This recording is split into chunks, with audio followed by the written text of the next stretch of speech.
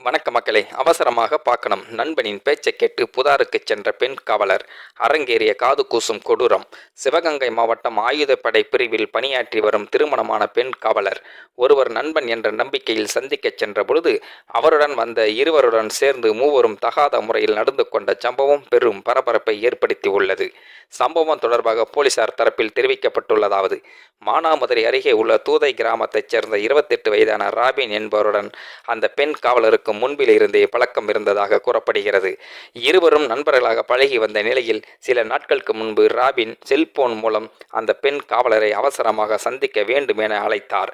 அதன்படி நண்பன் என்ற நம்பிக்கையில் அந்த பெண் காவலர் சிவகங்கை திருப்பத்தூர் சாலையில் உள்ள ஒரு இடத்திற்கு வந்தார். அப்போது ராபின் அவரை ஆள் நடமாட்டம் குறைவாக புதார் பகுதியில் அழைத்துச் சென்று தகாத முறையில் நடந்து கொள்ள முயற்சித்தார். இந்த நிலையில் ராபின் நண்பர்களான சித்தலக்குடி கிராமத்தைச் சேர்ந்த 29 வயதான மகாராஜா மற்றும் 21 வயதான ஹாரிஸ் ஆகியோரும் அங்கு வந்து சேர்ந்தனர். பின்னர் மூவரும் சேர்ந்து அந்த பெண் காவலரிடம் தகாத செயல்களில் ஈடுபட்டதாக கூறப்படுகிறது. அதிர்ச்சியடைந்த அந்த பெண் காவலர் சிறிது நேரம் கழித்து அவர்களிடம் இருந்து தப்பித்து அருகில் உள்ள வீடுகளுக்கு ஓடிச் சென்று உதவி கோரினார். உடனடியாக அப்பகுதி மக்கள் உதவியுடன் போலீஸ் அவசர உதவி எண் 100க்கு தகவல் தெரிவிக்கப்பட்டது. தகவல் அறிந்த சம்பவ இடத்திற்கு விரைந்து வந்த காவல்துறையினர் பெண் காவலரை பாதுகாப்பாக மீட்டார்.